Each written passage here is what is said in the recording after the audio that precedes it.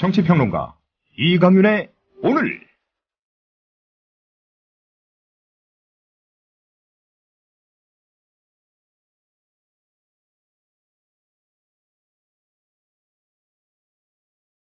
안녕하십니까, 이강윤입니다. 3월 31일 화요일 시작합니다. 그 4월을 이틀 앞두고 어제 다시 세월호 가족들이 광화문에서, 그리고 청와대 코앞 효자동 주민센터에서 한대짬을 자기 시작했습니다. 특별법 시행령의 문제점을 항의하러 나섰다가 경찰 진압에 밀리고 차벽에 꼼짝없이 갇혀서 그만 땅바닥에서 새우잠을 또 잔 겁니다. 경찰은 유가족들을 거침없이 밀어제치고 방패로 내리찍어 많은 사람들이 유혈이 낭자했고 연행되기도 했습니다. 가족 잃고, 직장도 잃고, 사는 것 그 자체가 온통 엉망이 된 채 반쯤은 넋이 나간 상태로 1년을 보낸 사람들입니다. 그들이 폭력 시위를 했습니까? 언제라도 만날 테니 오시라고 약속했던 대통령께 자신들의 생각을 말하러 가는 길이었습니다. 유민 아빠 김영호 씨는 작년 여름 목숨 걸고 단식했던 그 광장 바로 그 자리 시멘트 바닥에서 침낭 하나만 달랑 깔고 혼자서 잠을 자고 있더군요. 오늘 새벽에 어느 시민이 올린 사진에서 보았습니다. 특별법 시행령에 문제가 없다고 생각하면 정부는 유가족들 앞에 와서 설명하고 토론하면 될 거 아닙니까? 그들이 무슨 죄인이길래 방패로 내리찍고 가두고 땅바닥에서 자게 합니까? 자식을, 그리고 가족을 지켜주지 못한 죄? 아니면 자식을 먼저 보낸 죄? 이런 꼴로 세월호 1주년을 맞으면서 우리가 3등 국민을 벗어날 수 있다고 생각하십니까? 우리가 우리 정부와 국가를 국민을 지키고 보호해주는 정부와 국가라고 부를 수 있다고 정녕 생각하십니까? 잠시 후에 시작합니다. 부장님, 대리운전은 뭐 부를까요? 아, 대리운전 블랙박스 주는 1800-6606 대리운전이 있지 않은가? 아, 20회 이용 시 블랙박스를 주는 1800-6606 블랙박스 대리운전이요? 그럼 검색창에 블랙박스 대리운전을 검색해보게. 홈피에는 다양한 상품들도 있다네. 저기 부장님, 블랙박스 대리운전에서는 국민TV에 후원도 한다면서요. 자네도 블랙박스도 주고 후원도 하는 1800-6606 이용하게. 역시 대리운전은 1800-6606. 주 기자님, 지난 주말에 콘도 다녀왔는데 진짜 좋았대. 주 기자님은 콘도 회원권도 갖고 있나 봐요? 부럽다. 이번에 회원권 114 거래소에 의뢰해서 싸게 구입했다는데? 콘도 회원권은 비싸지 않아요? 회원권인데? 근데 이 콘도 회원권이라고 다 비싼 게 아닌가 봐. 회원권 114에 알아보니까 종류도 많고 다양한 상품들 엄청 많던데? 그러면 우리도 봄 여행 한번 알아볼까요? 콘도는 회원권 114에서 구입하고요. 02-544-6114번 02-544-6114번 회원권 114는 인터넷과 모바일 앱에서도 검색할 수 있습니다. 콘도 회원권 거래는 회원권 114 02-544-6114번으로 바로 전화해보세요. 네, 5시 36분 되기 한 3초 전입니다. 비가 많이 올 것이라는 예보를 제가 들은 것 같은데 서울은 그렇게 많지는 않은 것 같습니다. 지금 기록적인 가뭄이라고 강원도 그리고 경북 내륙 이런 곳들 그렇다는데 가뭄 해결에 얼마나 도움이 될지 모르겠고요. 광화문, 서울 광화문과 효자동 주민센터 앞에서는 이틀째 지금 대치, 연자 시위 그런 게 이어지고 있고 오늘 저녁 7시 이강윤의 오늘이 끝나는 그 시간 무렵이겠군요. 7시부터는 광화문 광장에서 세월호 특별법 시행령 어제 자세히 보도해드린 바 있죠. 그것의 문제점을 놓고 국민 대토론회가 열리게 되어 있습니다.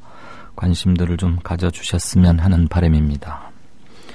네, 오늘 뉴스 브리핑 받으실 시간이죠. 오늘은 송명훈 작가의 개인 사정으로 변현주 PD가 대신 진행해 주겠습니다. 어서 오십시오. 네, 안녕하세요. 반갑습니다. 정동영 후보의 가세로 이번 4.29 보궐선거의 판이 확 커지고 성격도 상당히 달라져서 이제 달아오르기 시작했는데,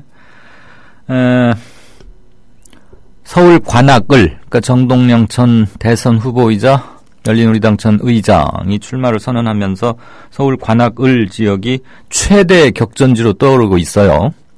네, 애초에 관악을은 새누리당 오신환 후보와 새정치민주연합 정태호 후보의 양강 구도가 예상됐습니다. 하지만 전날 정 전 의원이 막판 고심 끝에 출마를 결정하면서 3강 구도로 재편돼서 한 치 앞도 내다보기 힘든 승부가 펼쳐지게 됐는데요. 새정치연합을 탈당하고 국민모임에 합류한 정 전 의원은 그간 야권 재편의 밀알이 되겠다며 출마를 고사했지만 이번 재보선에서 국민모임이 빈손이 될 우려가 커지자 직접 선수로 뛰기로 결심했습니다. 국민모임이 흐지부지 되면 정치적 친정에서 탈당까지 하며 야권 재편을 외친 자신도 입지가 좁아지고 내년 총선도 어려워진다고 판단한 것으로 알려졌습니다. 정 전 의원의 출마로 야권표 분산이 현실화하면서 당초 힘겨운 승부를 예상했던 새누리당은 해볼 만한 선거를 치르게 됐다며 내심 반색하고 있습니다. 관악 지역 토박이인 오신환 후보는 서울시의원 출신으로 2010년 관악구청장 선거와 19대 관악을 총선에 출마했다가 낙선했습니다. 19대 총선 때도 야권 분열로 오 후보는 33.28%를 득표해 38.24%를 얻은 당시 통합진보당 이상규 후보, 그리고 28.47%를 얻은 무소속 김희철 후보와 박빙의 승부를 펼친 바 있습니다. 네. 새누리당의 오신환 후보의 득표력이 만만치가 않군요. 지난 19대 총선 때, 그러니까 3년 전에 33.28%를 얻었었군요. 약 5%포인트 차이로 진보당의 이상규 후보가 당선이 되긴 됐습니다만 적지 않은 득표력을 보였는데, 이번에도 또 야권 후보는 난립될 것이 거의 확실시되기 때문에 정말 여기는 오리무중이다. 정동영 후보의 출마로 이전과는 전혀 다른 예상치들이 지금 충분히 나올 만합니다. 이렇게 되니까 이제 각 당 지도부 총력 지원전에 나서고 있어요. 네, 이에 당 지도부는 오신환 후보 사무실에서 현장 최고위원 회의를 열고 지역에 대한 전폭적인 지원을 약속하는 등 총력 지원에 나섰습니다. 오세훈 전 시장도 4년에 가까운 정치적 공백기를 깨고 오신환 후보의 선대위 발대식에 참석하는 등 지원 사격하고 있습니다. 반면 관악을을 당선권으로 분류했던 새정치연합은 그 어느 곳보다 어려운 선거를 치르게 됐습니다. 새정치연합은 일단 정 전 의원의 출마가 큰 변수가 되지 못한다고 평가절하하고 있지만 내심 파장의 촉각을 곤두세우고 있습니다.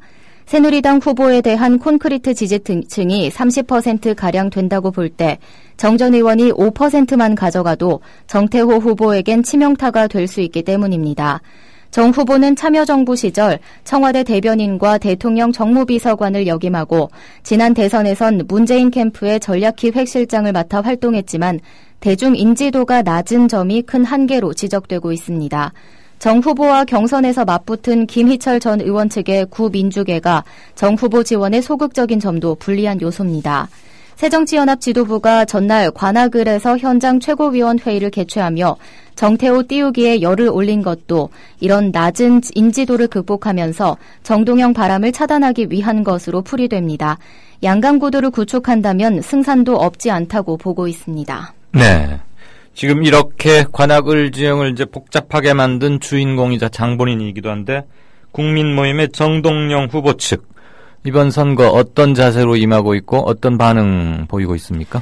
네, 정 전 의원을 내세운 국민모임 측은 관악이 야당 텃밭인 점, 또 대선 후보를 지낸 정 전 의원의 대중인지도가 정태호 후보보다는 월등히 높다는 점, 그리고 관악 인구의 다수인 호남 출향민의 친노에 대한 거부감 등을 고려해서 당선 가능성이 크다고 기대하고 있습니다.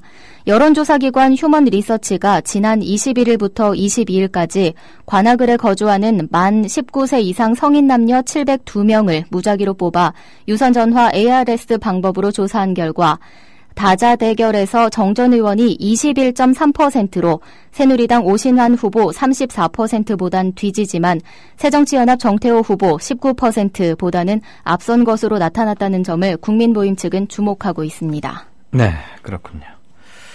홍준표 경남지사가 의무급식 중단하면서 내놓은 이른바 서민 자녀 교육 지원 사업, 이게 뭐 좀 신청률이 별로 좀 미미하다 이렇다는데 속사정을 들어보니까 저는 매우 가난합니다. 그러니까 이거 신청합니다. 이 갖춰서 내야 할 서식, 이른바 뭐 거기서는 가난증명서라고 하던데 그게 무려 14가지나 된다면서요?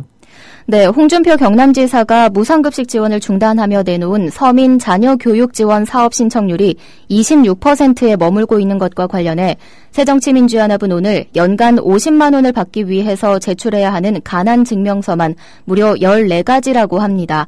그러니 신청률이 저조한 것은 뻔한 결과라고 홍 지사를 질타했는데요. 유은혜 새정치민주연합 대변인은 오늘 브리핑을 통해 이같이 말한 뒤 그나마도 대상이 모호해서 상담 신청을 하다가 포기해야 하고 절차도 복잡해서 연로하신 조부모와 아이들만 있는 가정은 엄두도 못 낸다고 한다. 일방적인 급식 중단에 이어서 아이들에게 2번 상처를 주는 일이라고 비판했습니다. 그는 그럼에도 경남도는 근본적인 대책 없이 신청자가 급증하고 있다고 사실을 호도하고 홍보에만 열을 올리고 있다니 정말 기가 찰 노릇이라며 2015년 홍준표 경남도지사의 가난증명서는 70년대 가난한 부모를 둔 아이들에게 잔인한 시험이었던 가정환경조사서 부활의 다름 아니라고 비난했습니다. 네, 연간 최대 50만 원 준다는 거죠? 네. 그런데 갖춰서 내야 할 이름도 참 그렇습니다만 가난증명서가 14가지라 참 홍준표 지사 대단히 큰일 했습니다. 이건 또 무슨 소리입니까? 정부가 세월호 1주기를 맞아서 이것을 추모대회 이런 걸 하는데 유가족들은 정작 배제하고 관변 추모대회를 계획하고 있었다는 거죠. 그랬더니 새누리당에서는 이 뭐냐? 즉각 취소해라 이러면서 지금 당정이 불협화음을 빚고는 있는데 글쎄 정부가 유가족들을 배제하고 자기들끼리만 위주가 된 관변 추모대회를 하려 했다 이거죠. 네, 새누리당은 정부가 여야 합의를 묵살하고 세월호 진상조사위 예산과 인원을 대폭 삭감한 대목과 그리고 세월호 인양의 미온적인 데 대해서도 강한 불만을 토로하는 등 당정이 또다시 삐걱거리는 양상입니다. 유승민 새누리당 원내대표는 오늘 오전 원내대책회의에서 세월호 1주기 행사와 관련해 걱정이 상당히 많다며 정부를 향해 포문을 열었는데요. 그는 저희들이 보고받은 바에 따르면 1주기 행사와 관련해 정부는 국민안전처를 중심으로 코엑스에서 4.16 국민안전 다짐대회를 한다고 들었다. 정부와 국회 중요 인사들이 이 국민안전 다짐대회에 참석하는 걸로 돼 있다며 반면 4.16 세월호 참사 1주기 추모제는 경기도와 안산시 4.16 가족협의회가 공동 주최하는 걸로 돼 있다고 정부는 독자적 관변대회 추진 소식을 전했습니다. 그는 이어서 정부에 건의하고자 한다며 세월호 참사 1주기 추모제를 안산에서 우리 정부가 공식적으로 주관해서 개최해달라며 정부의 즉각적 관변대회 백지화를 촉구했습니다. 네, 답답합니다. 자, 아까 조금 전에 리포트 해드렸던 기사와 좀 관련 있는 건데 세월호 때문에 조금 하나를 먼저 순서를 좀 바꾸긴 했습니다만 경상남도에서 무상급식 지원 중단과 관련해서 도내 시민사회단체로 구성된 운동본부가 무상급식 지키기, 이제 요즘 의무급식으로 거의 용어는 많이 바뀌고 있는데 아직은 이곳에서 이렇게 오늘 발표를 했기 때문에 뉴스니까 일단 그렇게 표현을 합니다. 저희도. 무상급식 지키기 전국적 투쟁으로 확대해 나가자 이런 결의를 밝혔군요. 네, 경남운동본부는 오늘 창원교육지원청 세미나실에서 경남 무상급식 실현 어떻게 할 것인가라는 주제로 토론회를 열었습니다. 오늘 토론회에서 경남운동본부 진헌극 공동대표는 무상급식 운동 방향과 방안이라는 제목의 발제에서 친환경 무상급식에 동의하는 도민과 시민사회단체, 정당 등으로 투쟁 주체를 형성해 투쟁 열기를 높여나가야 한다고 강조했습니다. 이를 위해 법적 투쟁, 대중투쟁, 선전홍보투쟁 등 다양한 형태의 사업을 벌이는 한편 경남만의 투쟁이 아닌 보편적 교육복지를 내건 전국적 투쟁으로 전개해야 한다고 진 대표는 주장했습니다. 전국적 투쟁 방안으로 친환경 무상급식을 법제화하는 학교급식법 전면 개정 운동을 강력하게 벌여나가야 한다고 덧붙였습니다. 진 대표는 법적 투쟁으로는 도지사 주민소환과 서민자녀 교육지원 조례 제의요구 및 집행정지 가처분 신청 등을 검토하고 18개 실군 운동본부를 연계해 1인 시위와 국회의원, 도의원 공식 질의, 대규모 집회 개최 등 대중투쟁도 병행해야 한다고 강조했습니다. 네, 잘 들었습니다. 지금까지 뉴스브리핑의 변현주 PD였습니다. 미디어 협동조합을 아시나요? 우리는 정치 권력에 눈치 보지 않습니다. KBS, MBC와 달리. 다만 수만 조합원의 통제를 받습니다. 우리는 광고 자본에 의존하지 않습니다. SBS와 달리. 다만 수만 조합원의 조합비로 운영합니다. 우리는 사주가 한 사람이 아닙니다. 조중동 등 족벌 언론과 달리. 다만 수만 조합원이 주인입니다. 그래서 미디어 협동조합이 만드는 국민TV, 국민라디오, 국민TV 뉴스는 가장 순도 높은 뉴스를 선사하고 있습니다. 조합원으로 함께해 주십시오. 조합원 가입과 문의는 홈페이지 국민.tv 또는 서울 전화 3144-7737로 하시면 됩니다.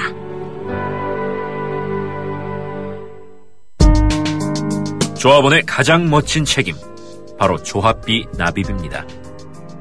미디어 협동조합도 그렇습니다. 월 11,000원의 조합비 납입자, 늘고는 있지만 아직 절반 수준입니다. 혹시 잊으셨나요? 자동 납부는 가장 편리한 방법입니다. 홈페이지 국민.tv로 들어오셔서 신청하실 수 있습니다.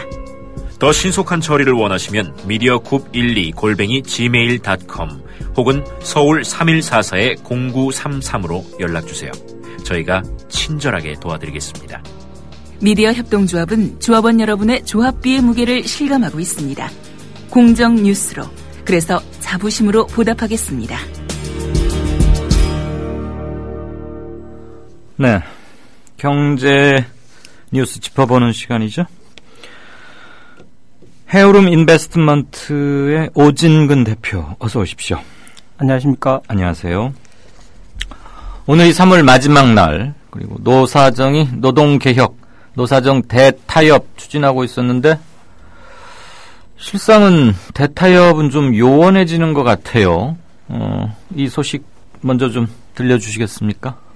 예, 박근혜 정부가 4대 개혁 과제의 하나인 노동시장 개혁을 해서 청년 실업을 해소하자는 지금 개혁 과제를 추진하고 있습니다.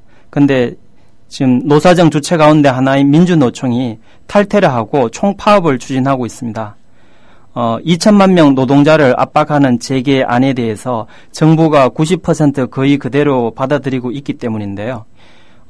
지난 18일에는 300개 시민사회단체들이 장거리 살리기 운동본부를 발족하는 등 노동합법 계약 저지를 위해 노력하고 있는 상황입니다. 네.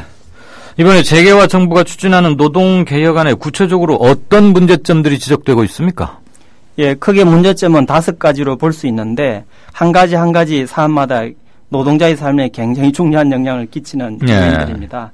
첫 번째는 해고를 쉽게 하자는 것인데 현재 한국은 집단 해고가 OECD 국가 가운데 26번째로 가장 쉬운 나라입니다. 근데 추가적으로 잠깐만요. 집단 해고를 하기가 쉬운 나라를 1등으로 하면 우리가 26등쯤 한다 이 말입니까? 예, 그러니까 꼴찌가 해고가 제일 쉬운 나라인데 네. OECD 34개국 가운데 한국이 26번째로 집단 해고가 가장 쉬운 나라에 속합니다. 그러니까 집단 해고가 가장 어려운 나라를 1등으로 쳤을 때 예. 우리가 26이다 이 말이죠. 예, 그렇습니다. 예. 뭐 개별 해고는 아니, 이게 숫자가 많으니까 좀 쉽게 명확히 해드려야지 청취자분들 오해도 없고 그래서 제가 다시 한번 확인을 한 겁니다. 네. 예, 그렇습니다. 두 번째로는 비정규직 기간제 사용 기간이 현재 2년인데 4년으로 늘리자는 것입니다. 근데 이 부분도 굉장히 우려가 되는 것이 이렇게 되면은 그 3년 11개월 후에 해고를 하면 실제로는 기간제 기간이 8년으로 연장될 가능성이 있기 때문에 네. 이것도 굉장히 악법입니다. 세 번째는 파견 근로 아웃소싱을 대폭 확대하자는 것인데 이 제한을 풀어버리면 현재 그 절반에 가까운 비정규직에서 4분의 3 정도가 비정규직으로 전락할 우려가 있습니다. 이 부분도 상당히 어려운 문제고요. 또 한 가지는 임금을 깎는 문제인데 통상 임금 대상자를 재직자로 축소하자. 그리고 연공급인 현재의 급여를 직무성과급제로 바꿔서 그 연봉이 올라가든지 내려가든지 이런 변화들이 있을 수 있고요. 그리고 55세부터 60세까지 정년 연장과 함께 임금 피크제를 시행하자고 하는 것인데 이 세 가지 모두 임금 삭감 3종 세트다. 이렇게 보고 있습니다. 그래서 현재 임금을 인상해서 소득주도 성장론을 펼치고 있는데 이런 흐름과는 전혀 반대로 임금 삭감 3종 세트를 재계와 정부에서 제시하고 있습니다. 그 재계나 정부가 주장하는 바로는 이 노동개혁안이 통과되면 청년 실업도 자연스럽게 차차 해소될 거다 이런 주장인데 그거 믿을만한 겁니까? 근거가 있습니까? 결론적으로는 청년 실업이 해소되지가 않을 것으로 보고 있습니다. 비정규직 청년 장거래만 양산되어서 고용 불안과 저임금으로 이직을 반복할 수밖에 없는 그런 구조가 될 것 같고요. 그리고 만약에 노사정 타협이 되지 않아서 이것이 국회로 넘어가서 여야 간에 합의를 하고 국무회의를 통과하게 된다면 불안정한 청년들의 일자리가 다소 늘어나는 효과보다는 현재 950만 명인 비정규직 일자리가 추가적으로 수백만 명 늘어날 가능성이 있습니다. 네. 그래서 2천만 명 노동자들의 임금은 대부분 삭감되어서 소비가 감소하게 되고 소비가 감소하게 되면 만성적 경기 침체가 되기 때문에 일본식 잃어버린 20년이 될 가능성이 높습니다. 그렇군요. 오히려 정반대되는 결과가 예상되는데 왜 재계하고 정부는 이렇게 딴소리를 하는 겁니까? 자, 다음 소식 한번 볼까요? 우리나라가 OECD 국가 중에서 하여튼 이 OECD에서 최고, 최악 뭐 이런 순위 이것만 한번 쫙 모아가지고 표를 만들거나 기사를 쓰거나 표를 만들어 놓고 해마다 이 순위가 어떻게 변하는지를 비교해 보는 것도 재밌을 것 같아요. 네. 어쨌거나 OECD 국가 중에서 꼴찌 복지 그리고 꼴찌 세금 그러니까 세금도 적게 내고 복지도 제일 취약하다. 뭐 이런 대표적인 저부담 저복지 국가라고요? 예, 그렇습니다. OECD가 2월 자료를 내는데 2014년 기준으로 우리나라의 GDP 대비 사회복지비 지출이 10.4%입니다. 근데 OECD 평균이 21.6%이기 때문에 우리나라가 OECD 평균에 비해서 절반에도 미치지 못하는 그 복지 수준이고요. 네. 28개국 조사 대상국 가운데 꼴찌를 차지했습니다. 그래서 복지가 가장 잘 돼 있는 나라는 프랑스가 GDP의 32%, 핀란드가 31%를 그 복지에 쓰는 걸 고려하면 실제로는 최고 복지 국가에 비해서는 3분의 1에 불과한 굉장히 복지가 열악한 국가고요. 그리고 이제 또 한편으로는 이제 복지를 하기 위해서는 세금이 필요한데 우리나라에서 내는 세금과 사회보험료 그러니까 국민연금과 건강보험 합쳤을 때 GDP에서 얼마나 차지하는가 보니까 네. 그 국민 부담률이 24.3%입니다. 그런데 이것도 OECD 30개국 가운데 28위로 꼴찌 수준을 차지했거든요. 네. 그래서 이것은 OECD 평균 부담률 34% 세금 뭐 연금 내는 거에 비해서 3분의 2 수준밖에 거두고 있지 않다. 그러니까 우리나라가 아직 더 내야 될 것 같고요. 덴마크 최고 복지 국가인 덴마크는 48.6%이기 때문에 우리나라가 덴마크에 비하면 절반 수준에 불과하다. 그렇게 보고 있습니다. 네. 또 다른 조사 결과도 있는데 그 워싱턴 소재 피터슨 국제연구소에 따르면 정부와 민간 합친 그 복지비 지출이 GDP의 37%, 3분의 1 정도 됩니다. 그런데 이 역시 26개국 가운데 꼴찌를 차지해서 프랑스의 60%나 유로존 18개 나라 평균 53%, 미국 54%, 일본 44%에 비해서 한국의 복지 수준은 가장 열악한 것으로 나타났습니다. 그래서 우리나라가 저부담 저복지 국가에서 중부담 중복지 국가로 가는 것이 맞을 것 같고, 새누리당과 보수 언론에서 주장하는 과잉복지라든가 고복지 주장은 전혀 사실이 아닙니다. 그렇군요. 부동산 얘기 좀 한번 해볼까요? 최근에 전 월세 가격 급등하고 이러다 보니까 미친 전셋값 따라대다가 그게 부담스러우니까 그냥 집을 사는 경우도 좀 늘고 있고요. 네. 뭐 통계를 보니까 몇 년 만에 최대치다 이런 말이 나오고, 주택 거래량이 무려 8년 만에 최대치다 이런 얘기가 있는데, 자, 어쩔 수 없어서 집을 사긴 사는데 사면서도 한편으로는 좀 걱정들 할 거 아닙니까? 앞으로 내가 사는 이 집값 이보다 오르려나? 뭐 떨어지면 사실 큰일 아닙니까? 빚내서 사는 건데. 집값 우리 오 대표는 어떻게 전망하세요?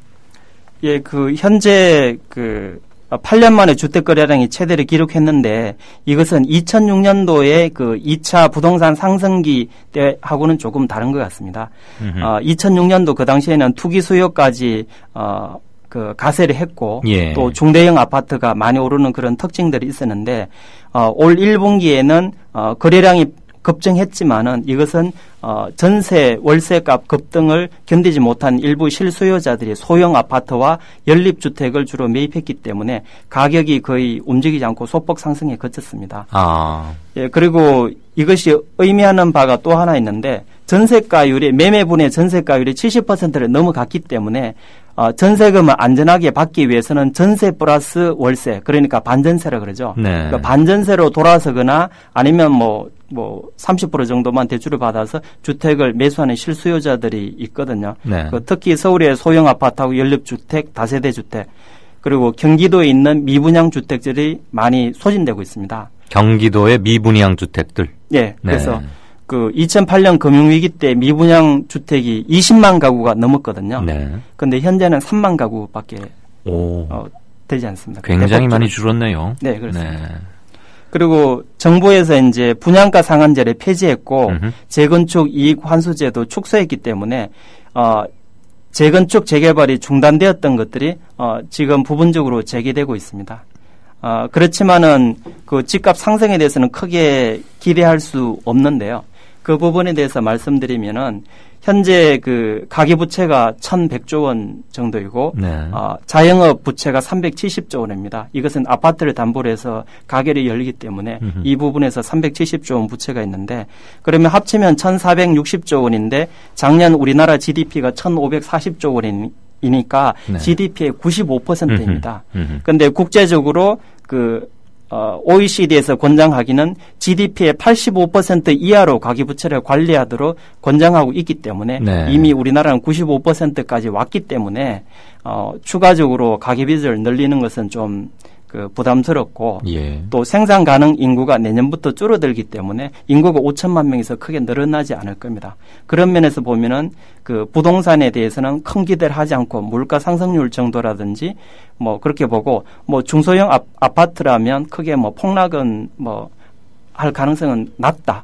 예, 그럴 가능성이 낮기 때문에 실수요자라면 살 수 있지만은 무리해서 살 필요는 전혀 없다. 그렇게 말씀드리겠습니다. 즉 생산 가능 인구, 즉 집을 필요로 하는 사람들 자체가 줄고 있기 때문에, 네. 신규 수요는 크게 늘어나지 않는다. 오히려 점차적으로 줄어들 것이다. 네, 그러니까 그렇습니다. 집을 사겠다는 사람 자체가 일단 줄으니까 집값이 올라갈 일은 크게 없고, 그 대신 일정 부분의 수요는 그래도 조금은 있을 테니까 중소형 아파트의 경우에 가격 폭락까지는 아직은 걱정할 단계는 아닌 것 같다. 이 말씀이죠. 네, 그렇습니다. 네, 그렇지만 예전에 부동산 대세 상승기니 강남, 대마, 불산이 등등 하던 사놓기만 하면 막 오르던 그것은 이제 기대할 수 없다. 이런 얘기죠. 네. 추가적으로 강남 아파트 가격이 오를 수도 있지만, 네. 현재 상위 10% 월급쟁이도 강남 아파트를 자신의 힘으로 대출을 끼더라도 사기 힘들기 때문에 수요는 매우 제한적이다. 이렇게 보고 있습니다. 알겠습니다. 아무튼 집을 좀 조심해서 사라. 어쩔 수 없이 살 수밖에 없는 사정은 알겠는데 집값이 크게 오를 것은 기대하지들 마시라. 그리고 살 때 매우 조심스럽게 접근하시라. 이 정도로 요약하면 될 것 같아요. 예. 요커, 중국인들이라고 말하죠. 중국인 원래는 여행객 이런 뜻인데 그냥 요즘은 중국 밖에서 이렇게 돌아다니는 중국 투자자들 다 그냥 중국인을 요커라고 통칭하던데 이들이 제주도 땅을 뭐 왕창 사들이고 자기들 집단 레지던스 호텔 같은 거 짓고 한다는 얘기는 들었는데 부동산 투자 붐이 이제 서울과 수도권으로도 확산되고 있다고요? 네, 그렇습니다. 실제로 이제 경제 자유구역 인천 송도라든지 서울 도심의 마포 용산 쪽에서 아파트나 오피스텔을 구입하는 그 중국인들이 늘어나고 있습니다. 그러면 그 사람들이 와서 살겠다는 겁니까? 아니면 사서 누구 전세 주려고 사는 겁니까? 일단 투자 목적으로 보고 있고요. 투자. 최근에 이제 중국 부동산이 2-3년간 좀 둔화되고 침체되는 그런 국면이 있습니다. 그래서 오히려 중국 정부에서 부양책을 쓸 정도이기 때문에 중국의 그 부가 부동산으로 지난 10년간 벌어들인 부동산의 부가 제주도라든지 한국으로 그리고 이제 호주라든지 미국 서부라든지 캐나다라든지 이런 쪽으로 많이 해외 부동산을 매입하고 있는 그 일환이라고 보고 있습니다. 근데 중국 사람들이 수도권의 몇몇 아파트 사도 아파트값 올릴 정도는 아닌 거죠? 예, 그 정도는 아닌 것 같고 예. 중국 사람들은 호주 시드니를 상당히 선호하는 것을. 서울보다는 훨씬 시드니를? 예. 거의 뭐 기후도 좋고 관광객들 많이 오고 물가 비싸고 가장 살기 좋다는 도시 아닙니까? 예, 그리고 네. 아예 투자 이민을 가려고 시드니 호주 그쪽으로 많이 매입하고 있습니다. 거기서는 집 같은 거 부동산에 큰 뭉텅이로 사고 돈 좀 예치하면은 이민을 받아주니까. 네, 그렇습니다. 네. 아무튼 요커들이 제주도에서만 땅 사둔 게 아니고 이젠 수도권에서도 괜찮고 이거 사놓으면은 따박따박 돈 좀 받을 수 있겠다 하는 아파트들은 주로 좀 산다 이 말이죠. 예, 그렇습니다. 네, 왕서방들 참 무섭습니다. 안 무서워요? 우리 오 대표님은? 예, 이제 슈퍼파워 차이나의 힘을 예. 우리는 이제 앞으로 더 크게 느낄 거예요. 예, 알겠습니다. 잘 들었습니다. 지금까지 경제뉴스 브리핑의 헤어룸 인베스트먼트의 오진근 대표였습니다. 고맙습니다. 감사합니다. 박근혜 정권은 용산 참사 진상규명에 대한 약속을 했었습니다. 후보자 시절에. 하지만 대못을 받고 살인진압 책임자였던 김석기를 공기업 사장에 낙하산 임명을 시킵니다. 삼성 반도체 공장이나 정부에서 그 자료를 안 내놓고 영업 비밀이란 이유로다가 화학약품 전리방송 다 감추어 놓고서는 이 피해자 가족들한테 입증 책임을 지라는 것은 말도 안 되기 때문에 분명히 그 안에 아이들이 살아있을 거라고 생각을 하고 있는데 그 귀중한 시간에 어떠한 시도도 하지 않고 진행도 하지 않았다는 게 우리로서는 너무나 가슴 아프고 정말 아마 평생 천추의 한이 될 것 같습니다. 권력이 불편해하는 사람들, 그래서 발언권을 잃은 사람들, 그들의 목소리를 거침없이 전파하는 뉴스 K.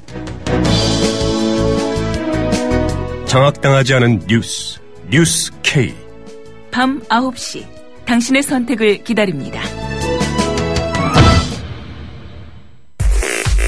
국민 라디오를 또 국민 TV를 읽는다? 미디어 협동조합 콘텐츠의 관문, 국민TV 뉴스를 아시나요? 뉴스K 등 국민TV의 모든 기사, 조간 브리핑 등 국민 라디오의 인기 콘텐츠, 주요 방송의 녹취와 뉴스메이커와의 대담, 주요 원고 대본이 여러분을 기다립니다. 국민 라디오와 국민 TV를 한눈에 만나세요. news.국민.tv 모바일 접속은 m.news.국민.tv. 이강윤의 오늘.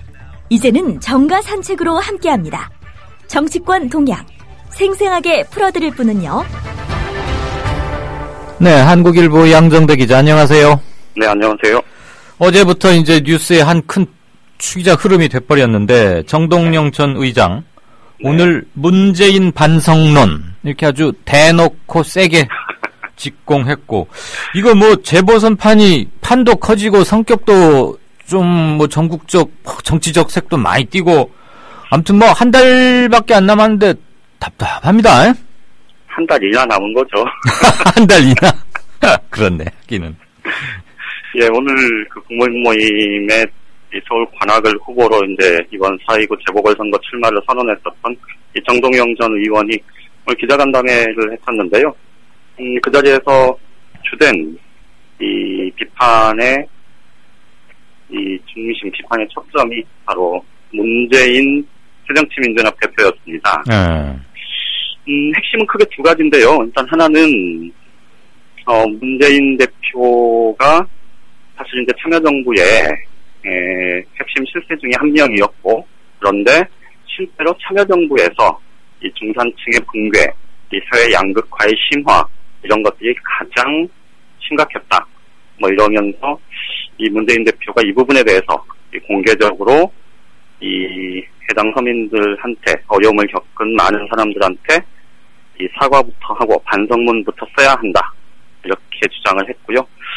본인은 나는 이미 반성문을 썼고, 그리고 그 이후에 이제 서민 행보, 서민 노선을 걸어온 사람이다. 내가 그렇게 공개적으로 자기 반성문을 쓴 유일한 정치인이다. 뭐 이런 얘기도 했는데요. 어쨌든 그 축이 하나가 있고요. 네. 또 다른 한 축은 이게 이제 어제도 잠깐 말씀드렸던 거하고 좀 비슷한 맥락인데요. 결국 그래서 야당의 중심이 바뀌어야 한다. 이거는 뭐 국민모임이 이제 전체적으로 이 대중적 진보정당을 표방하면서 이 국민모임이 창당을 준비하는 과정에서 이제 내내 해온 핵심적인 얘기인데요. 어쨌든 오늘 그 기자간담회 주제, 큰 줄기는 이제 이 두 가지였는데, 그런데 이제 문제는 앞서 말씀드렸던 것처럼 이 문재인 대표에 대한 사실은 어떻게 보면 좀 개인 정치인 문재인에 대한 비판, 참여정부의 참여정부 시절에 대한 반성문 또는 뭐 사과 뭐 이런 것들을 요구를 한 게, 이게 어제도 말씀드렸듯이 전반적인 좀 이번 그 재보궐선거의 틀 자체가 사실은 좀 야권 내부의 주도권 싸움 뭐 이제 이런 쪽으로 방향이 좀 맞춰지는 좀 그런 단적인 예가 오늘 뭐 거기서 드러난 것 아닌가 싶습니다. 예. 그러니까 어떻게 보면 박근혜 정부와 새누리당의 실정 뭐 이런 부분들은 이제 뭐 말하면 입 아플 정도니 일단 그 부분은 제외하고 얘기를 하는 수준인지, 아니면 실제로 정동영 전 의원 또 국민모임 쪽에서 이번 4.29 재보궐선거에서 서울 관악을 해서 당선이 되기 위해서는 사실 여당 지지층의 표를 흡수하는 건 어렵고, 그렇다면 야당 지지층의 표를 훨씬 더 우위에서 가져가야 이 당선이 가능하지 않겠습니까? 그러다 보니 자연스럽게 이 비판의 초점이 새정치민주연합 그리고 문재인 대표를 향해서 지금 겨냥이 되고 있는 것 아닌가 싶습니다. 네. 문재인 대표 양극화 심화 이런 거 직격탄, 그리고 반성문 쓴 정치인은 정동영 자신이 유일하다 이거죠. 예, 그런 표현을 썼더라고요. 맞아요. 반성문 냈던 기억은 나기는. 그런데 이제 문제는 이게 진짜 정말 좀 심각한 대목은 말해보세요. 우리 양 기자. 할 말이 많으신 것 같은데 지금. 사실 참여정부에서 어떤 누가 정동영 전 의원과 이 문재인 현 새정치민주연합의 대표 이 두 사람 중에 이 참여정부의 실질적인 실세, 참여정부 기간 동안의 실질적인 실세가 누구였는지는 사실 그거는 두말하면 잔소리 아니겠습니까? 네. 그러니까 문재인 대표는 사실 정치에 뜻이 없었던 정말 노무현 당시 대통령의 큰 참모였고, 정동영 전 의원은 당시 이 과반 집권 여당을 이끌던 수장이었고, 또 이 열린우리당이 존재하는 그 내내 사실 최대 개파의 수장 아니었습니까? 예. 그렇다면 사실 참여정부에서 이 여권이 국정 운영을 잘 못했던 또 많이 그 문제가 있었던 그런 부분들에 대한 책임론을 따지면 사실 정동영 전 의원이 더 클 겁니다. 그런데 이제 정동영 전 의원이 그래서 나는 반성문을 썼고 이후에 서민 노선을 걷고 있는데, 도대체 문재인 당신은 어떤 새로운 비전을 보여줄 거냐, 이거 당신이 새로운 비전을 보여주기 위해서는 그들에게 사과하고 반성문부터 써야 한다는 얘기는 논리적으로 보면 말은 맞는 얘기인데요.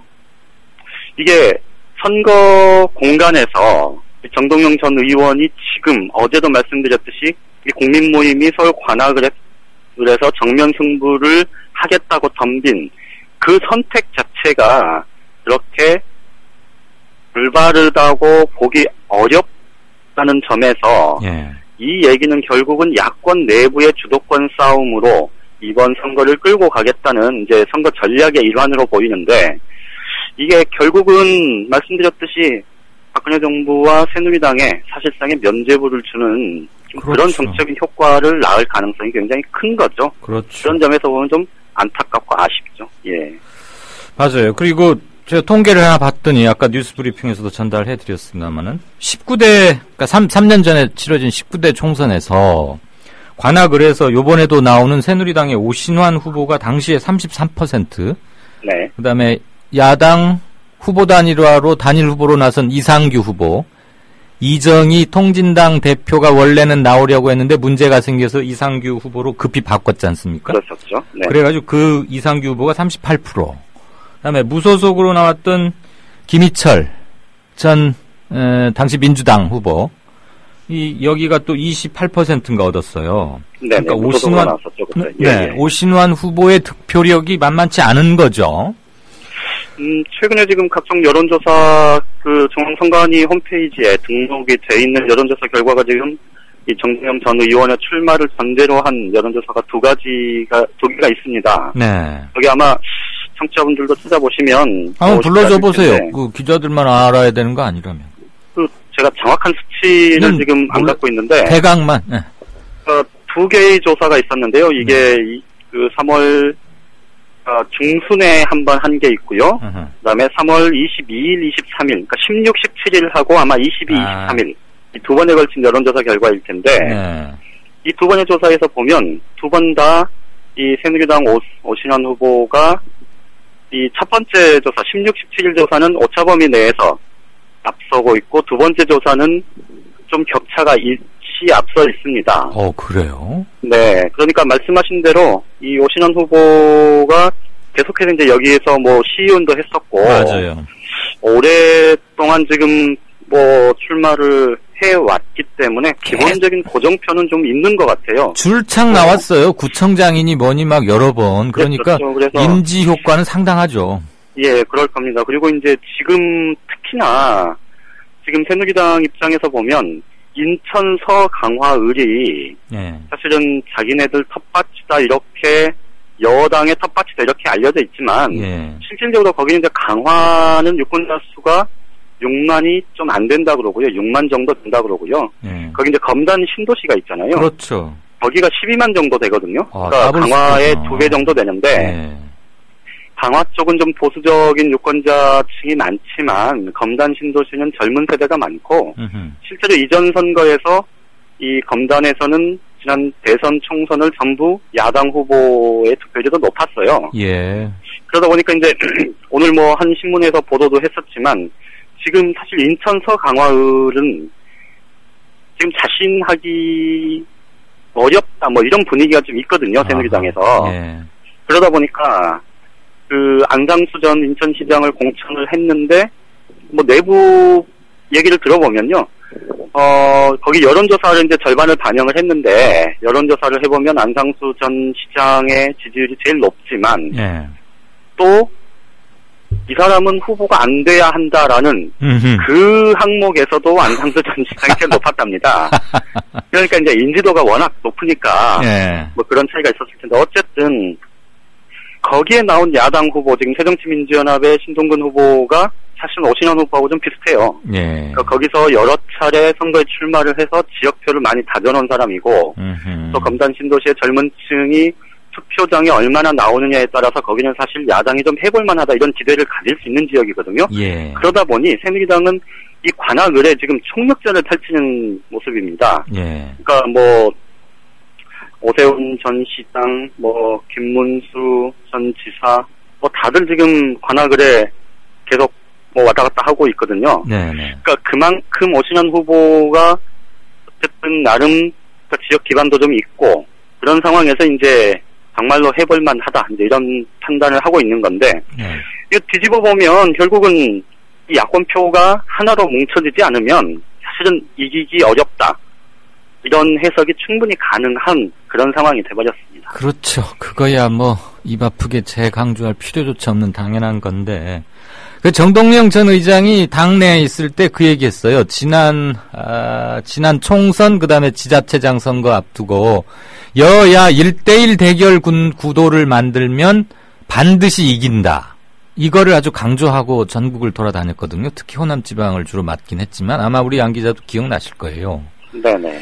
근데 지금 야권의 전반적인 변혁을 촉구하면서 새정치연합을 대체할 제1야당으로 부상하겠다라는 원대한 포부 아래 결국은 여야 1대1 대결 구도가 깨져버린 거 아닙니까? 그렇죠. 그러면 만에 하나 새정치연합을 이기는 2등이 된다 한들 1등이 새누리당이 되어버리면 자, 이하는 말줄임표입니다. 네. 새누리당의 정말 당명 좀 어떻게 좀 바꿨으면 좋겠어. 새누리당 맞죠? 유승민 대표 연일 뭐 주요한 사안 있을 때마다 정부에 톡톡 쏘아붙이고 그러는데 오늘도 또 한번 까칠하게 오늘은 뭐 맞는 소리 한 것 같긴 했습니다만 들려주시죠. 유승민 원내대표가 사실 경제 분야, 사회 분야와 관련해서 이 내놓는 발언 그리고 이 정책 방향 이런 것들 보면 사실은 긍정적으로 평가할 만한 대목들이 굉장히 많습니다. 근데 오늘 그 세월호 참사 1주기와 관련해서 한 얘기도 좀 귀담아 들을 대목이 있는데요.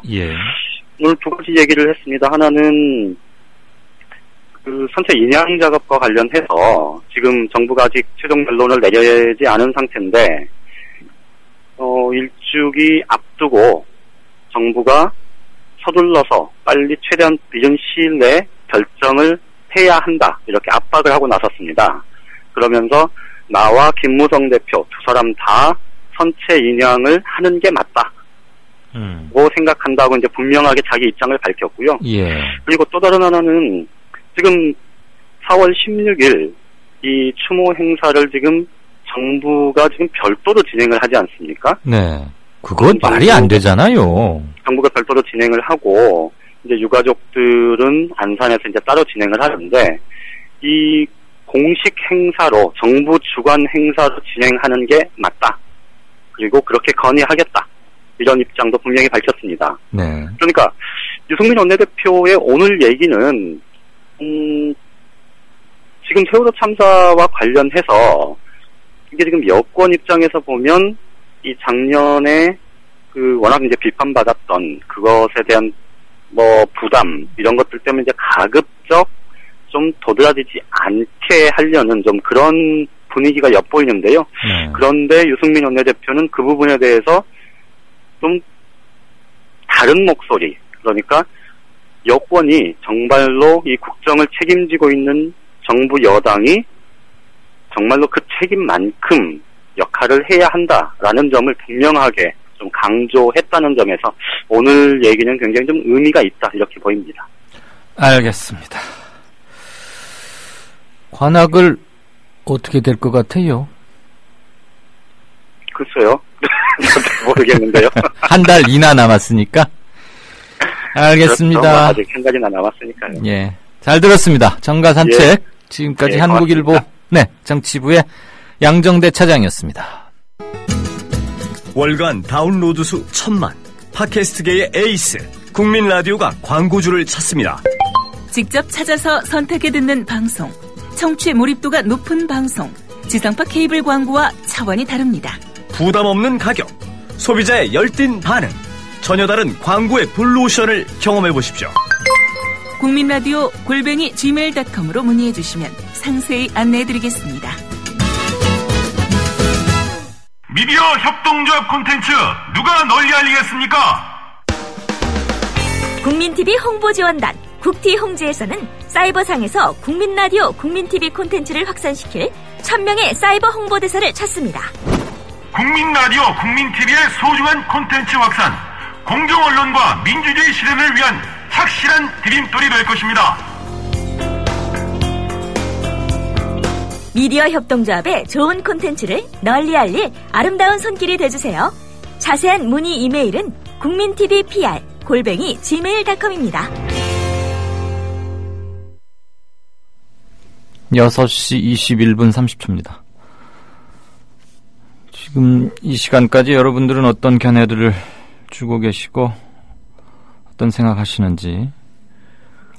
참 오늘 진짜 인터뷰는 새정치민주연합의 김광진 의원, 청년 비례대표 케이스로 의원이 됐죠. 장하나 의원과 함께. 당내 청년위원회 위원장 이런 거 출마한다고도 하는데 그것도 의미 있겠지만 젊은 비교적 평가가 좋은 촉망받고 있는 젊은 의원 연결해서 요즘 여의도 특히 야권에 대한 생각들 그리고 광주 서을 이번 보궐선거 지금 김 의원은 또 지역구가 그 옆인 순천이고 하니까 이런 얘기들 좀 나눠보겠습니다. 평소 김광진 의원에게 하고 싶었거나 질문하고 싶으신 말씀 또는 해주고 싶으신 말씀 이런 것들 있으면 샵 인터뷰 해가지고 올려주시는 거 알죠? 네, 안내가 조금 늦었습니다. 큐브님, 성호아빠 그리고 동수아빠 어제 연행된 안산고 성호군과 동수군의 두 아버지 연행됐었는데 풀려나셨다고요? 막 속보 올려주셨습니다. 고맙습니다. 영어인데 이거 선미유, 유선미 이렇게 읽으면 맞습니까? 선미유. 새정치연합 보면 새누리당보다 하는 짓이 좀 실망스럽다. 새누리당이야 원래 그런 사람들이라고 치지만 새정련은 그래도 기대하는 게 있으니까요. 투쟁 없는 야당 존재 가치가 없어요. 네, 이게 가장 지금 야권을 보면서 답답하다고 느끼시는 분들의 보편적이고 표준적인 생각이 아닐까 그런 생각 듭니다. 사도 요한님은 요즘 양정대 타임이 없어졌다고요? 저야 아주 좋습니다.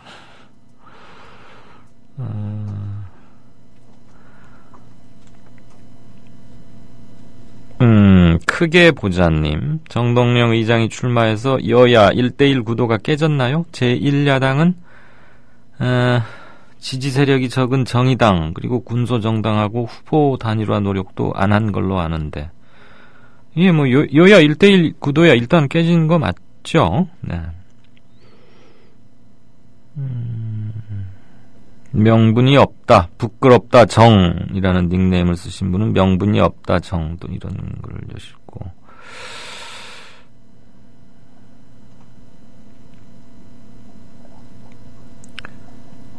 어느 하나 이게 무슨 얘기야?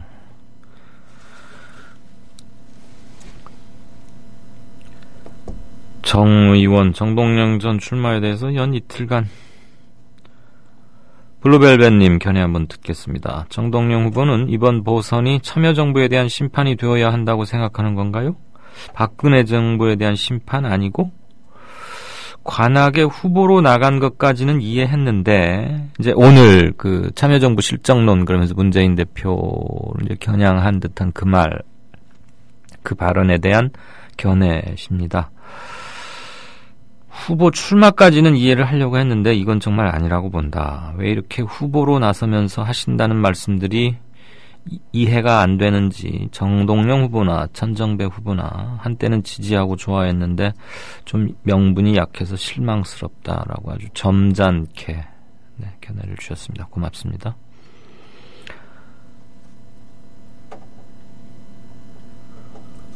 이게 무슨 얘기? 가속도님, 관악에서 새정치연합은 정동영을 못 이기잖아. 네, 또 이런 견해도. 글쎄요, 선거는 정말 알 수 없는 거니까 말이죠. 바람이 불 수도 있는 거고. 근데 통상 보궐선거는 고정표에 의해서 당락이 갈리는 경우가 많기 때문에, 물론 바람 있습니다. 있기는. 모든 선거는 다 각각의 개별성과 특수성을 갖고 있으니까 한번 보시죠. 아무튼 4월 선거는 그 성격이 대단히 커져버렸기 때문에 계속 만지면 만질수록 커지는 이슈가 될 거라는 점에서 이 지금은 정말로 예단하기 힘들고 이거야말로 선거 일주일 전까지도 알 수 없는 그런 형국이 아닐까 싶습니다.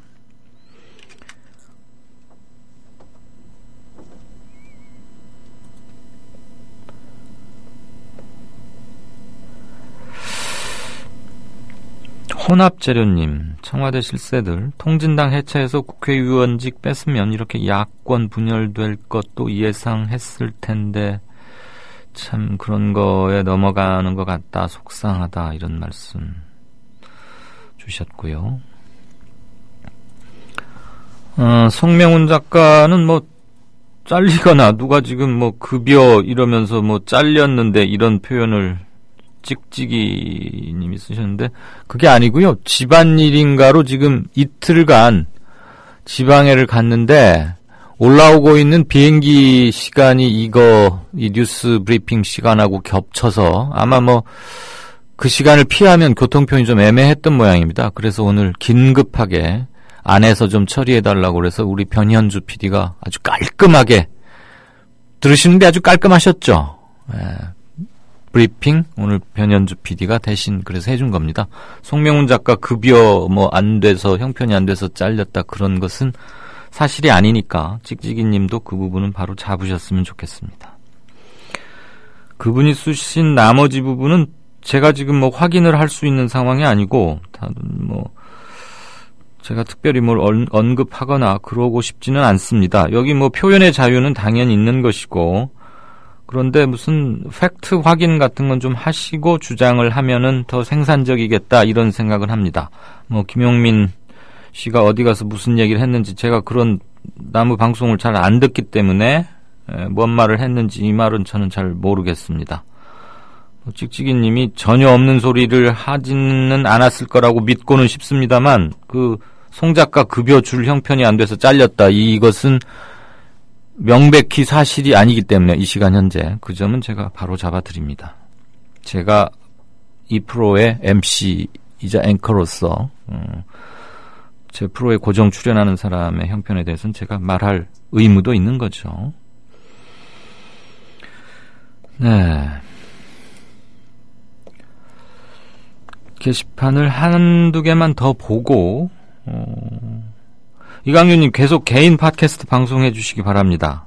촌철살인 평론 계속 듣고 싶은데 뭐 국민TV가 망해서야 되지 않죠. 이 3만 명 그리고 어떻게 시작했습니까? 그거 생각하면 시련은 있지만 어떻게든 이 위기를 넘겨가야 할 것이고 그럴 의무가 이 상근 직원들 그리고 조합 집행부랄까요? 대표 머슴들, 대표 일꾼들한테는 있는 거고 모든 이의 열정, 말이 그렇지 3만이 쉬운 숫자입니까? 대단히 큰 의미를 갖고 있는 거죠.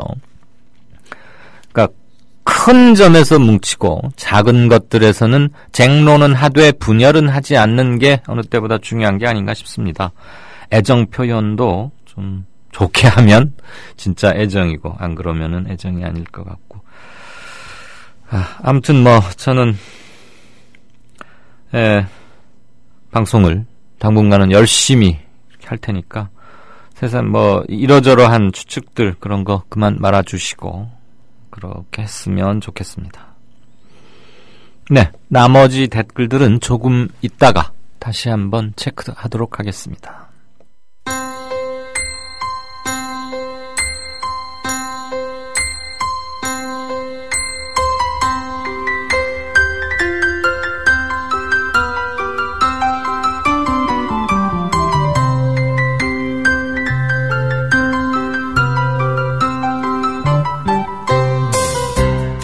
오늘은 전국이 대체로 흐린 가운데 곳곳에 비가 내리고 있습니다. 밤에는 전국으로 비가 확대될 것으로 보입니다. 내리는 비의 양은 제주도 5에서 30mm, 동해안과 남해안은 5에서 10mm, 그 밖의 내륙에는 5mm 미만으로 많지는 않겠습니다. 오늘 낮 최고 기온은 서울 16도, 전주 18도, 대구 19도 등으로 어제보다 2, 3도가량 낮습니다. 내일은 전국이 대체로 흐리고 비가 오다가 새벽에 서쪽 지역을 시작으로 아침에 대부분 그치겠습니다. 다만 동해안은 오전까지 이어지는 곳이 있겠습니다. 내일 아침 최저기온은 7도에서 14도, 낮 최고기온은 10도에서 20도 정도로 예상됩니다. 바다의 물결은 남해동부 먼바다와 동해남부 먼바다에서 2에서 3m로 높게 일겠고 그 밖의 해상은 0.5에서 2.5m로 일겠습니다. 이번 주 목요일과 금요일 사이에 전국적으로 또 한 차례 비가 내릴 것으로 보입니다. 특히 주 후반에는 비의 양이 많을 것으로 전망됩니다. 지금까지 변현주였습니다.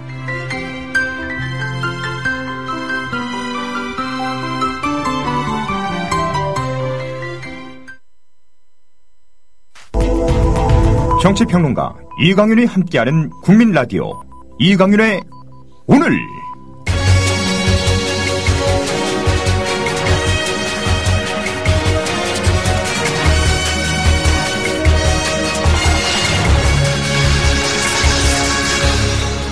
이강윤의 예리한 시각. 이제는 뉴스의 행과 간을 짚어냅니다. 네, 오늘 행간은 정말 여러분께 제가 자신 있게 그리고 꼭 권해드리는 글입니다. 속칭 이럴 때 강추라고 하나요? 오늘자 한겨레에 실린 경남 마산의 태봉고등학교 1학년 이현진 군이 홍준표 지사에게 쓴 편지입니다. 한겨레의 고정 칼럼란에 이제 왜냐면이라는 그 문패를 단 칼럼란이 있는데 거기 실렸습니다. 편지를 쓴 날짜는 3월 29일이고요. 그죠? 정말로 잘 썼습니다. 그리고 고등학교 1학년생이 이렇게 편지를 쓸 수 있다는 거에 대해서 저는 교육의 위대함과 함께 정말 이 이현진이란 이 친구는 앞으로 주목해봐야겠다 그런 생각을 했습니다. 현진이의 엄마 아빠는 참 좋으시겠다 이런 생각도 했고요. 아마 제 아이 또래가 이래서 그런지. 우선 현진이가 쓴 편지 한도막 조금 긴감이 있습니다만 우리 변현주 PD 뭐 괜찮으신지 모르겠어요. 좀 읽어주시죠.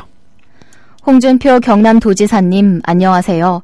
저는 태봉고등학교 1학년 이현진이라고 합니다. 지사님께서 무상급식을 폐지하신 후부터 저희들은 꽃피는 봄을 마냥 즐길 수만은 없는 처지가 됐습니다. 어떤 부모님들은 단식을 시작하셨습니다. 부모님과 선생님, 친구들의 걱정 가득한 표정과 뒤숭숭한 사회 분위기를 보다 못해 이렇게 편지를 씁니다. 지사님은 학교는 공부하러 가는 곳이지 밥 먹으러 가는 곳이 아니라고 하셨죠. 굉장히 놀랐습니다. 지사님께도 분명히 학창 시절이 있었을 텐데 정말 모범생이셨나 보다 생각했습니다. 저 같은 평범한 학생들은 오로지 공부 하나만을 위해 학교를 다니는 것은 아니거든요. 학생들에게 학교는 그냥 공부하러 가는 곳이 아닌 삶 전부가 담긴 작은 우주입니다. 만약 어른들께 회사는 일만 해야 하는 곳이라면 어떤 심정일까 궁금해집니다. 점심시간이 학생들에게 얼마나 대단한 시간인지 잘 모르시는 지사님께 그 시간의 의미를 설명해드리고 싶습니다. 저희 학교는 작은 기숙학교라 삼시세끼를 모두 친구와 선생님과 함께합니다. 그래서 저는 최소한 하루 3번은 즐겁고 행복합니다. 친구와 싸워서 서먹서먹 하더라도 고기 한 점을 얹어주면서 화해하고 특식이 나오는 날은 서로 아웅다웅 뺏어 먹기도 합니다. 지금까지 학교 생활을 돌아보면 학교 안에서 가장 뜨겁게 살아있는 공간은 급식소라고 장담할 수 있습니다. 그래서 저는 이 공간에서만큼은 누구도 차별받지 않고 모두가 똑같이 행복해야 한다고 생각합니다. 네. 우리 변현주 PD의 낭낭한 목소리로 들으시는 것도 좋고요. 이 코너 끝나면 한번 꼭들 찾아 읽어보실 것을 정말 권해드립니다. 글로써 문장으로서 읽어도 좋고 고등학교 1학년이 이렇게 의젓하고 복지에 대해서 명확히 아주 쉽게 얘기할 수 있을 만큼 학습 교양됐구나 이런 점도 놀랍고 제발 이런 거는 홍지사 비서실에서 홍지사 돌아왔나요? 출장 갔다가 아무튼 부재중 업무 보고 뭐 이런 거 있거든요. 높은 사람들 어디 해외 어디 가면은 일지식으로 없는 부재중에 이렇게 하루하루 일지식으로 하는 게 있는데 이건 꼭 클리핑을 해서 꼭 홍지사 책상에 갖다 놨으면 좋겠어요. 현진이 맞죠? 현진이의 편지를 몇 대목을 제가 아마 우리 변현주 PD에 비하면 훨씬 목소리 들으시기는 불편하시겠지만 사실 이건 코멘트나 논평이 필요 없습니다. 그냥 읽는 순간 탁 마음이 정화되는, 그리고 논쟁의 갈래가 딱 잡히면서 정말 불필요한 걸 우리가 하고 있구나 이런 생각이 드는데, 지사님께는 우습게 들리시겠지만 밥 먹는 것도 공부입니다. 어릴 때 아는 스님께서 쌀 한 톨에 온 우주가 담겨 있다는 말씀을 해주셨습니다. 그때부터 저는 밥알을 지저분하게 남기지 않는 습관을 기르게 되었습니다. 아유, 대견하죠? 가정교육도 참 잘 됐어요. 이 친구는, 근데 이 현진이는 어렸을 때 어떤 스님한테서 이런 말도 듣고 아마 책상 못지않게 식탁에서도 많은 것을 배웁니다. 지사님. 길게 줄 늘어져가지고 속 터지는 배식줄을 서서 기다리는 법을 배우고, 그 다음에 느리게 먹기도 하는 친구에게는 내가 밥 먹는 속도를 좀 나도 늦춰가면서 같이 밥을 이렇게 식사를 끝내는 그런 배려도 익히게 된다. 공부 강조하시던데 홍 지사가 책상에 앉아서 공부할 힘도 실은 식탁 앞에서 밥을 맛있게 먹어야 그 힘이 길러진다 이겁니다. 지사님은 학생들의 공부를 그토록 걱정하신다면서 정작 공부할 힘을 뺏고 계시는 건 아니냐 이렇게 되묻고 있고요.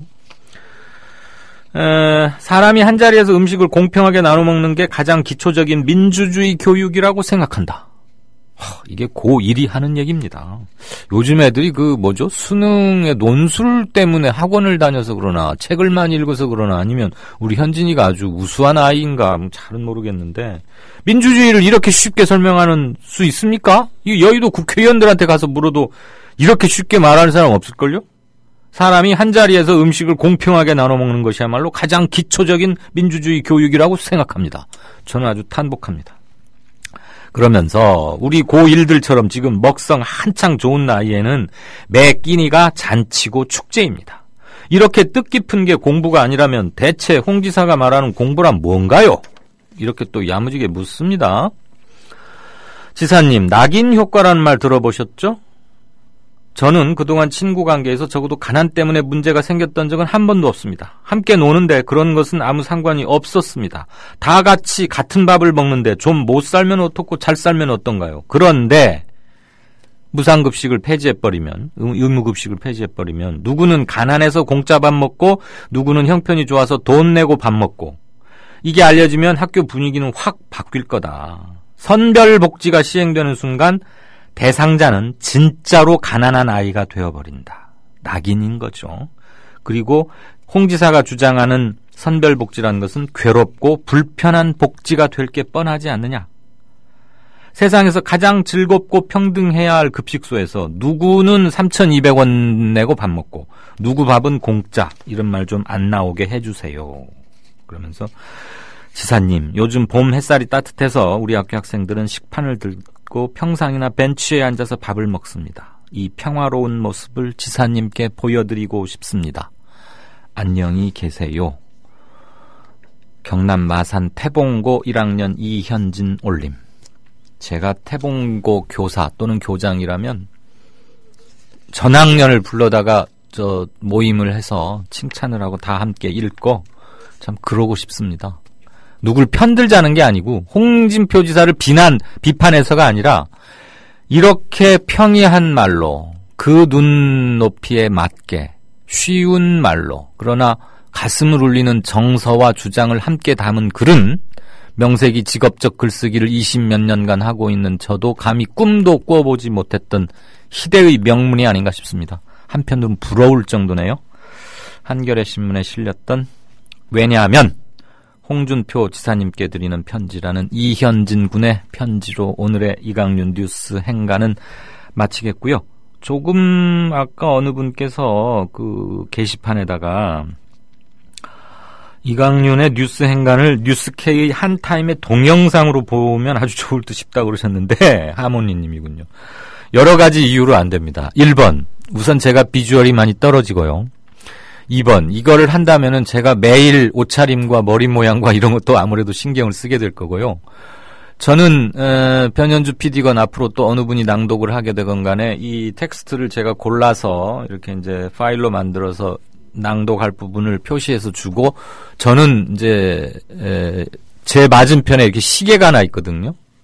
붉은색 디지털로 보이는 그 시계만 보면서 그냥 애드립으로 행간을 진행합니다. 그게 뭐 8분일 수도 있고 12분일 수도 있고 한데 그러니까 애드립으로 진행한다는 걸 강조하려고 드리는 말씀이 아니고 화면이 매우 단조롭다는 얘기예요. 저는 그냥 시계 그 디지털 39, 40, 41 그 숫자 바뀌는 거 보면서 그냥 아무 생각 없이 그러니까 시선을 둘 데가 없으니까 시계만 보면서 이제 차분하게 제가 드릴 논지를 이제 머릿속에서 피고 그러거든요. 그러니까 한 뉴스 행간이 한 10분 안팎으로 잡고 있는데 10분 동안 정말 재미가 없는 그림이 계속되는 거예요.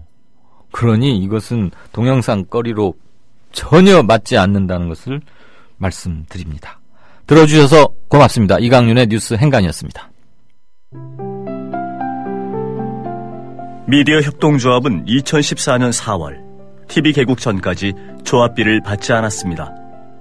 그래서 창립 이후 1년 1개월 동안 출자금으로 운영해왔습니다. 왜 받지 않았냐고 묻는 분들이 있었습니다. 조합비의 무게가 얼마나 큰지 알고 있기 때문입니다. TV 개국이 이루어졌고 이제 안착 단계에 접어들었습니다. 월 11,000원의 조합비 납입으로 더 큰 발전, 즉 성숙한 동력을 만들어주십시오. 주목받는 방송, 신뢰받는 언론으로 보답하겠습니다. 홈페이지 국민.tv, 서울전화 3144-7737 또는 이메일 mediacoup12@gmail.com으로 신청해주세요.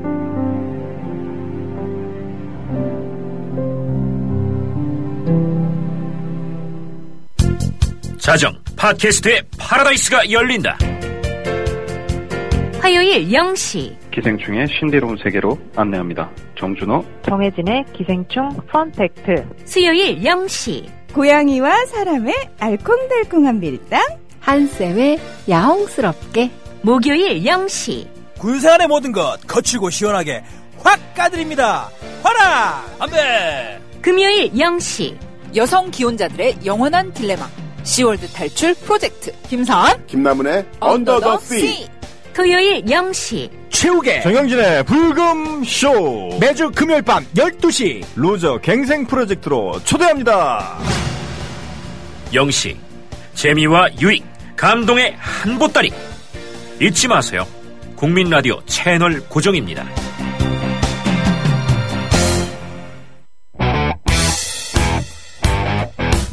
부활 최재민, 신하위 김민기, 두 드러머가 만드는 세상에서 가장 황홀한 쇼, DD쇼. 지금 오이랑 양파 계속 먹고 있거든요. 오겹살 같은 거 좋아했는데 이제 대표 삼겹살은 얇은 걸로 바꾸고. 제가 이승환이라고 하는데 만나 뵙고 싶다고 그랬더니 하필 그날이 만우절이어가지고 4월 1일 할인은 세다 뭐 이런 분위기로 그래가지고. 네. 직접 하시는군요. 네, 20년을 같이 팀을 했는데 그걸 모르십니까? 김동완 씨는 외국인 팬들이 많아가지고. 저 친구는 신촌에서 일을 하고 있고요. 한국어를 공부하려고. 저 만취했을 때 몇 번 봤어요.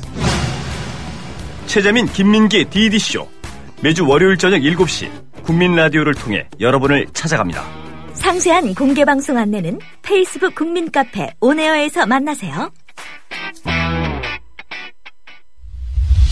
지금 여러분께서는 정치평론가 이강윤이 진행하는 이강윤의 오늘을 듣고 계십니다.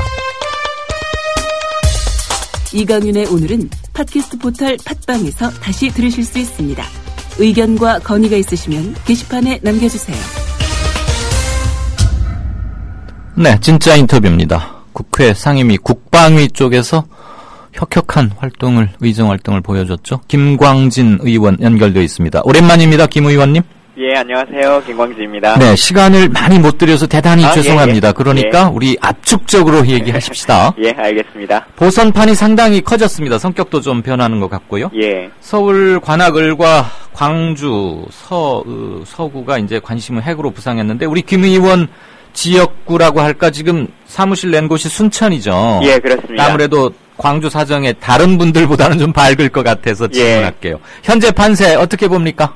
뭐 아시는 것처럼 순천이 호남이기도 하고 이정현 의원이 새누리당에 지금 현재 의원을 하고 있는 지역이지 않습니까? 네네네. 그러다 보니 이번 보선도 거의 비슷한 느낌들을 많이 갖는데 네. 조금 다른 것은 저희 같은 경우는 여야의 1대1 구도였는데 이번에는 야권이 좀 분열돼가지고 하는 거여서 그 고민은 좀 있습니다. 근데 한정배 장관님의 워낙 큰 인지도가 있습니다만 과연 광주 시민들이 그것에 대해서 어떻게 생각하실지 지금 이 탈당 사태나 이런 것들에 대해서요.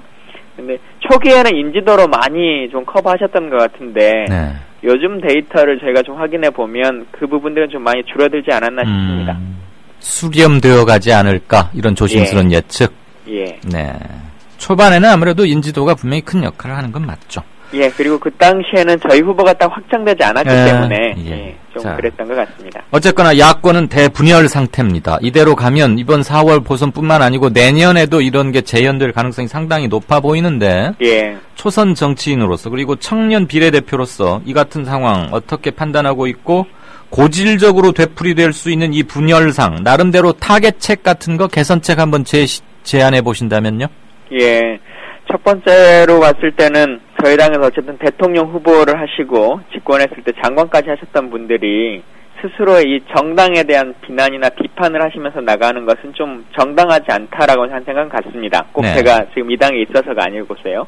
근데 두 번째로 봐서는 현재 지금 저희 당뿐만 아니라 뭐 새누리당도 마찬가지고 스펙트럼이라고 하는 것이 너무 광폭이기 때문에 이것이 정확하게 본인의 정치 지향에 맞는 것으로 좀 다시 재편될 필요성이 있는 것은 사실인 것 같습니다. 그러니까 정치적 명분이나 지향점, 쉽게 말해서 지향하는 노선에 따라서 다시 한번 좀 가르마를 타자 이 얘기인가요? 네. 그런데 이게 그냥 선거 때만 반짝으로 이렇게 움직일 것이 아니라 실제 조금 더 많은 고민이 있고 어떤 것에 대한 것이 문제인지에 대한 선거로 평가받는 것이 아니라 정책과 대안으로서 서로 좀 논의될 수 있는 정말 정치가 살아나는 그런 대한민국이 됐으면 좋겠다는 생각입니다. 알겠습니다.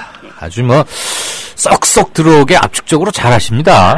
연습하신 분위기 아닌데 아무튼 김광진 의원하고는 몇 차례 인터뷰를 하는데 일단 시원시원해서 좋아요. 아유 감사합니다. 청취자 질문 하나 돌발입니다. 예. 김 의원님, 나 그대로 읽어드리는 거예요. 물잡이님이 6시 33분에 올리신 건데 김 의원님 비례대표로서 비례대표의 비율 증가 아마 정원 증원을 말씀하시는 것 같아요. 그거에 대한 의견과 새정치에서는 선거법 개정에 대해서 어떤 방향으로 임하고 있는지. 야, 이 질문 광범위하네. 저는 기본적으로 국회의원 수가 늘어나야 된다고 생각하는 주장입니다. 맥시멈으로는 500명까지 늘렸으면 좋겠다는 생각인데 당장은 한 400명 정도라도 늘렸으면 좋겠다는 생각이고요. 더불어서 꼭 지역구를 줄여야 된다고 생각하지 않습니다만 비례 숫자는 확연히 늘어나야 된다고 생각합니다. 왜냐하면 지금 같은 경우 각각의 소수자들이나 뭐 어려운 분들을 배려한다고 하지만 저는 청년 비례입니다. 근데 저의 기준으로만 보더라도 국회의원의 투표권을 가지고 있는 분들이 19세부터 가능합니다.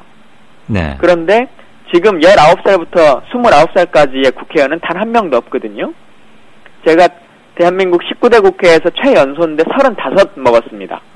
그러니까 20대를 대변할 수 있는 비례대표는 양성될 수가 없는 것이 현재의 숫자 구조로 봐서는요. 그래서 비례대표가 많아져서 각각의 당사자의 목소리들을 좀 늘려갈 수 있었으면 좋겠다는 생각을 갖습니다. 저희 당의 선거구 개편 문제에 대해서는 지금 정개특위나 뭐 이런 것들이 논의되고 있기 때문에 제가 뭐 입장을 정확하게 말할 수 있는 상황은 아닌 것 같습니다. 그렇죠. 워낙 민감하기도 하고 아직 공식 입장은 아니니까. 아직 당의 입장이 확정되지 않았기 때문에요. 자, 김 의원이 지금 내년에 도전하려고 하는 곳 새누리당 이정현 의원이 현직 의원이에요. 일단 내년에 도전하는 건 맞습니까? 물론 사무실 내고 뭐 당내 후보로 그 당내 예비고사 뚫을 자신도 있죠? 뭐 출마하는 사람이야 다 당선될 수 있는 걸 자신하니까 출마하는 거 아니겠습니까? 뭐 준비는 나름대로 하신다는 얘기는 듣고 있는데 만약에 이제 이정현 의원과 좀 조합원을 도와주십시오. 이정현 의원과 딱 대결 이제 후보로 겨룬다. 그럼 어떤 점을 메인 이슈로 삼을 계획입니까? 뭐 장기적으로 순천을 가장 사랑해서 큰 틀에 있어서 고민할 사람이 누군가라고 하는 것을 좀 물어야 될 것 같고요, 시민들께. 그리고 이정현 의원께서 박근혜 정부와 친분이 가깝다라고 하는 것이 지난 선거 때의 가장 큰 강점이었는데 사실 이제 내년 선거 때는 임기도 다 이제 대통령 임기도 말빠지고 하기 때문에 다음 대통령이 누가 되기를 순천 시민들이 바라시는지, 예. 집권당이 어디기를 바라는지에 대한 고민도 같이 하실 거라고 생각합니다. 큰 틀에서 접근하겠다 이거네요. 예. 이정현 의원하고 친한 분이 짐 쌀 날이 별로 안 남았다. 이정현 의원님 마지막 1년을 문화부 장관 같은 걸 한번 하셔서 순천 발전에 도와주시면 어쩔까 생각합니다. 이야, 이거 뭐 장관까지 추천하고 그러면 상대가 저 체급이 더 향상되는데? 그러면 장관으로 가시고 지역구는 이제 저에게 양보하라고? 예. 우리 김 의원 이게 3년 만에 많이 컸어요. 순천 지역의 발전을 위해서는 그게 서로에게 지역민들에게도 좋을 것 같습니다. 알겠습니다. 예. 그 얘기 잠깐 이제 들어봅시다. 예. 청년위원회 위원장 출마한다고 들었는데 그 청년위원회라는 데가 뭐 하는 당내 기구입니까? 청년위원회가 지금 선거 중이고 내일부터 ALS가 들어갑니다. 네. 그리고 4월 4일날 올림픽 체육관에서 이제 현장 투표가 있는데요. 말씀하신 것처럼 뭐 하는 기구인지도 아직 잘 모르실 정도로 솔직히 많이 제가 모르면 다른 예. 청취자분들 더 모르실 거예요. 예, 그러나 흔히들 많은 사람들이 정치꾼은 다음 선거를 준비하고 정치인은 다음 세대를 준비한다 이렇게 말하지 않습니까? 네. 당에서 다음 세대를 준비하고 사람을 키우는 역할을 하는 게 청년위원회여야 합니다. 네. 근데 우리가 그동안 그 일들을 좀 잘 못했던 것 같은데 제가 청년위원장이 되면 그 일들을 좀 잘 해보려고 합니다. 오케이. 좋습니다. 예. 청취자 질문 하나 더 좀 드리고 다른 질문하십시다. 이제 3년째 의정활동 하고 있죠? 예. 그러면 여야 의원들 이제 대충 성향도 알고 얼굴은 다 알고 이제 거의 학습은 끝나간 때쯤 되신 거죠? 그렇습니다. 예. 딱 보니까, 예. 야, 저분은, 그러니까 여야를 떠나서 저분은 정말 국회의 대표라는 국회의원의 자격이 있다. 그리고 내가 보고 배울 게 너무 많다. 모든 면에서 존경스럽고 훌륭하다라고 생각되는 분 한 명 또는 한 명은 넘는다. 그럼 한 두세 명 알아서 한번 골라주시고 이유도 살짝 말해주실 수 있어요? 이 질문은 사실 인터뷰 때 많이 받거든요. 아, 그래요? 예, 근데 인터뷰가 어느 끝나면 청취자분이 올리신 건데 할까 말까 하다 제가 지금 하는 겁니다. 선택되지 못하신 분들께 강한 항의를 많이 받습니다. 아이, 괜찮아요. 근데 여야로 한 분씩을 뭐 꼽자면 꼭 그렇게 안 해도 됩니다. 예, 근데 여당에는 제가 국방위에 있을 때 상반기에 국방위원회 위원장으로 모시면서 정치를 좀 저렇게 하는 게 정말 정치인답구나라고 하는 생각하는 게 유승민 지금 원내대표시고요. 당시에는 국방위원장이셨습니다. 이유는요? 여야의 입장에 대해서 잘 들으세요. 아, 그래요? 잘 들으시고 조정하고 조율해야 될 부분에 대해서는 조정도 잘 하시는 것 같고요. 합리성이라고 하는 것에 대해서는 제가 경험한 많은 의원님들 중에서는 가장 괜찮다고 판단이 듭니다. 네. 저희 당에서는 저는 최재천 의원님 가장 좋아하는데요. 네. 정책적인 측면에 있어서 이분만큼 국민들에게 신뢰받고 일 열심히 하시는 분이 없지 않겠냐, 더 없지 않겠냐 이렇게 생각을 갖고 있습니다. 잘 들었습니다. 예. 압축적으로 답변해 주시면 질문 2개, 안 그러면 하나밖에 소화 못합니다. 자, 청년위원장이 된다면 이거 하나만큼은 확실히 해내겠다. 여기가 뭐 유권자들만 듣는 방송은 아니지만 포부를 밝혀주십시오. 예. 청년위원회가 사실 사람을 키우려면 돈이 필요합니다. 근데 그동안은 1년에 연간 예산이라는 것이 책정돼가지고 운영되지 않았기 때문에 단일한 사업만 하고 지속적으로 이렇게 관리를 하는 일들을 못했는데 제가 위원장이 되면 대표를 통해서 설득해서 1년의 예산을 명확하게 좀 확보해내는 그런 일을 좀 하도록 하겠습니다. 우리 김 의원은 의원 배지를 달기 전, 그러니까 청년 비례대표 케이스로 배지 되기 전에 언제부터 당 생활을 했습니까 혹시? 사실 이 비례대표 하기 직전에는 그렇게 당 생활을 하지는 않았고요.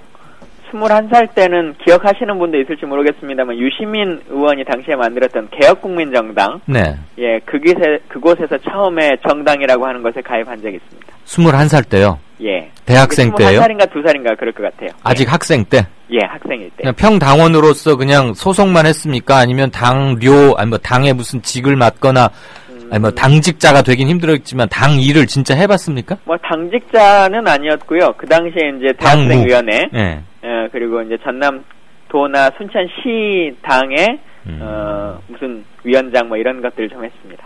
어렸을 때부터 저기 했군요. 그리고 이제 가장 최근에 이제 제가 할 때는 네네. 시민통합당의 전남 도당 대표. 알겠습니다. 여기까지 들어서 미안합니다. 알겠습니다. 선거 잘 치르시기 바라고. 예.